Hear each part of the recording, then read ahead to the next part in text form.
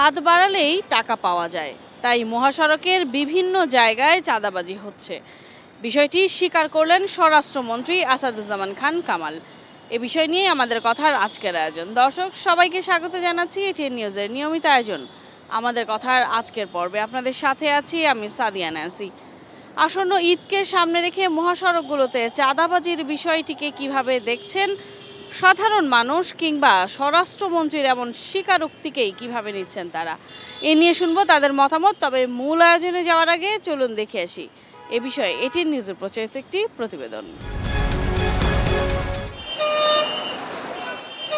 বিশৃঙ্খলা, ছিনতাই, চাঁদাবাজি বন্ধ সহ মহাসড়কের নিরাপত্তায় বিশেষায়িত ইউনিট হিসেবে ২০০৫ সালের ১১ জুন যাত্রা হাইওয়ে পুলিশের। রাজধানীর রাজারবাগে এ ইউনিটের ১৯তম প্রতিষ্ঠাবার্ষিকী উদযাপন।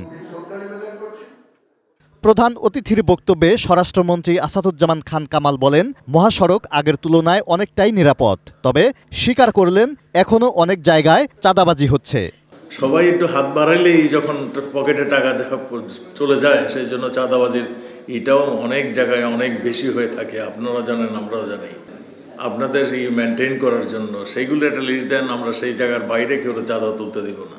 অন্যদিকে অনুষ্ঠান শেষে সাংবাদিকদের মুখোমুখি হন আইজিপি চৌধুরী আব্দুল্লাহ আল মামুন। কূটনৈতিক পাড়ায় এক পুলিশ তার সহকর্মীকে হত্যার প্রসঙ্গে সাংবাদিকদের প্রশ্নের জবাব দেন তিনি। তাকে 3 বার মানসিক স্বাস্থ্য হাসপাতালে চিকিৎসা নিতে হয়েছে, তো এই বিষয়টা পুলিশ জানতো কিনা? ডাক্তার তাকে বলেছে যে সে ফুললি ফিট ফর জব, তখন আমরা তাকে আবার কাজে নিয়োজিত করেছি। সাবেক আইজিপি বেনজির আহমেদের দুর্নীতির প্রসঙ্গ নিয়েও আইজিপিকে প্রশ্ন করেন সাংবাদিকরা।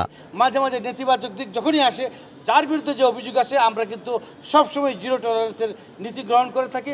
কাউকে আমরা কোনো বিষয়ে ছাড় দিই না। Moniruzzaman, ATN news, Dhaka. এতক্ষণ দেখছিলেন আমাদের কথার আজকের বিষয় নিয়ে এটিএন নিউজের প্রচারিত প্রতিবেদনটি। চলুন এবার চলে যাই মূল আয়োজনে, দেখে আসি এই বিষয়ে কি বলছেন সাধারণ মানুষ। পরিবহন সেক্টরটায় দেখা যায় যে ওনারা একজন মন্ত্রী ছিলেন আগে, ওনার ছত্রছায়ায় এরা এগুলি করে পার পেয়ে যাচ্ছে। তাদের বিরুদ্ধে কোনো আইন হচ্ছে না বা অ্যাকশন নিতে পারছে না। আর স্বরাষ্ট্রমন্ত্রী উনি এই বিষয়ে যেহেতু স্বীকার করছেন, আমরা আশা করব যে উনি দ্রুত এই ব্যবস্থা নেবেন।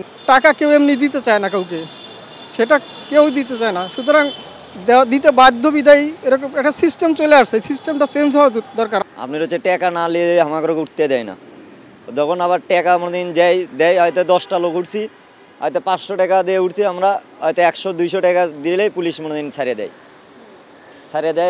তখন নিয়ে চলে যায়। পুলিশের সাথে একটা মনে ইয়ে থাকে, ওরা মনে দিন যে ওই ইয়ের সাথে সই করে মনে দিন তারপরে গাড়ি উড়ে নিয়ে গেলে তারপরে দেয়।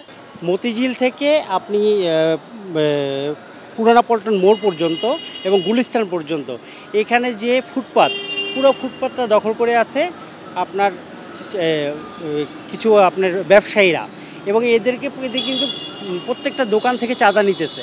প্রত্যেকটা পণ্যের দাম, উৎপাদন খরচ আপনারা দেখেন, আর যখন আমরা এটা খুচরা দোকান থেকে কিনি তখন সেটার দামের মধ্যে পার্থক্যটা অনেক বেশি। এই যে মিডলম্যানরা খেয়ে ফেলতে, আমরা কিন্তু জনগণ, আমরা কিন্তু সচেতন না।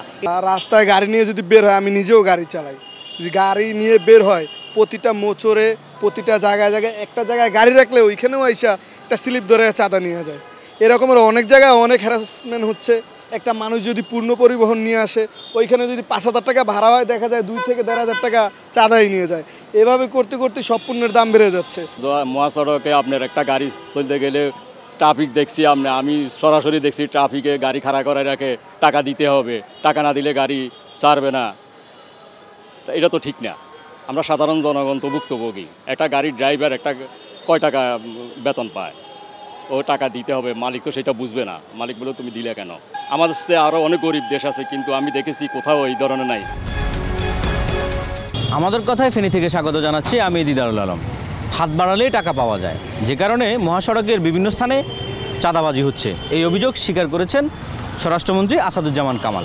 এই নিয়ে শুনবো ফেনীর সাধারণ মানুষের কথা। উপর মহল থেকে যদি সক্রিয়ভাবে এটা যদি সচেতন না হয় আপ টু একদম ইউনিয়নের মেম্বার হইতে স্বরাষ্ট্র মন্ত্রণালয় হইতে পুলিশ প্রশাসন সবাই যদি একত্রিত হয়ে যদি কাজ করে এটা বন্ধ করা অটোমেটিক বন্ধ হয়ে যাবে। এটাই আমাদের অবনতি। এদের কেউ এদিকে খেয়াল রাখতেছে না, কেউ এই ব্যাপারে কোনো সচেতন নাই, এই জন্য এগুলো হইতেছে। যখন ঈদ আসে তখন সেটির মাত্রা আরও বেড়ে যায়। এই যেহেতু এই চাঁদাবাজিটা হচ্ছে নিয়মিত, এটিকে আসলে লাগাম টানা উচিত। সেক্ষেত্রে পুলিশ যারা নিয়ন্ত্রণের দায়িত্ব পালন করছে তাদেরকেও একটি নিয়ম শৃঙ্খলার ভিতরে আনা উচিত। রাজনৈতিক দলের যে সকল প্রভাবশালী নেতারা বিভিন্ন পয়েন্টে চাঁদাবাজি করছে তাদেরকেও একটি আইনের আওতায় আনা উচিত, এবং যারা কালেকশন করছে যে সকল শ্রমিক সংগঠনের নামে তাদেরকেও আসলে আইনের আওতায় আনা উচিত। আমাদের রাষ্ট্র সরকার যারা নিয়ন্ত্রণ করতেছেন, সরকার দলীয় নেতাকর্মীদের শুরু করে স্থানীয় জনপ্রশাসন জনপ্রতিনিধিরা সহ এই ব্যাপারে যদি কঠিনভাবে সজাগ থাকে এবং তারা যদি একত্রিত হয়ে যদি এই তদারকি করে তাহলেই আমার মনে হয় যে মানে সম্ভব যে এটা চাঁদাবাজি করা বন্ধ করা সম্ভব। হাত বাড়ালেই টাকা পাওয়া যায়, এই জন্যেই মহাসড়কগুলিতে চাঁদাবাজি হচ্ছে, এমন বিস্ফোরক মন্তব্য করেছেন স্বরাষ্ট্রমন্ত্রী আসাদুজ্জামান খান কামাল। এ বিষয়ে সাধারণ মানুষ কি ভাবছেন? দর্শক, আমি মাজারুল ইসলাম মাসুম আপনাদেরকে সাধারণ মানুষের কাছে নিয়ে যাচ্ছি তাদের মন্তব্য জানতে। কারণ আজকাল পরিবহনে যে পরিমাণ চাঁদা, এই চাঁদার কারণেই আজকে আমাদের যাত্রীদের ভাড়াটা বেশি হচ্ছে।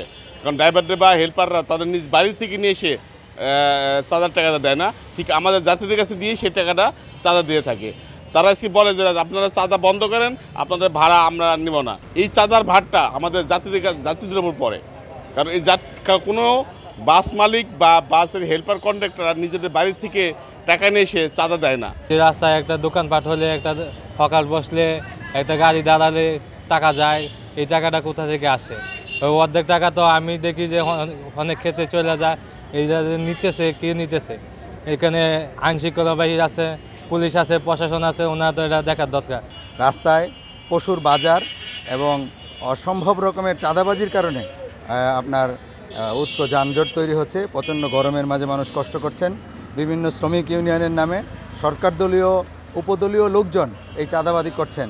শুধু আঞ্চলিকভাবে যে চাঁদাবাজি এটা না, প্রশাসনেরও আছে। সবাই মিলিতভাবেই কিন্তু এইটা নেয়, এই আপনার এই চাঁদাটা নেয়। আর এই চাঁদাটা যে নিল, তারা যে চাঁদাবাজি করলো, এটা কিন্তু সাধারণত জনগণের উপরে এসে পড়ে এই ভাড়ার টাকাটা। হ্যাঁ, এটা উনি সত্য কথাই বলছে, এটা কোনো মিথ্যা কথা বলে নাই। এতক্ষণ শুনছিলেন সাধারণ মানুষের ভাবনা, আর এরই সাথে শেষ করছি আমাদের কথার আজকের আয়োজন। দেখা হবে অন্য কোনো দিন অন্য কোনো গুরুত্বপূর্ণ বিষয় নিয়ে। সাধারণ মানুষের মতামত তুলে ধরার চেষ্টা করব আপনাদের সামনে। সে পর্যন্ত এতক্ষণ যারা সঙ্গে ছিলেন তাদের সবাইকে ধন্যবাদ জানিয়ে আজকের মতো আপনাদের কাছ থেকে বিদায় চেয়ে নিচ্ছি। আমি সাদিয়া ন্যান্সি। সবাই ভালো থাকুন, সুস্থ থাকুন, চোখ রাখুন এটিএন নিউজের পর্দায়।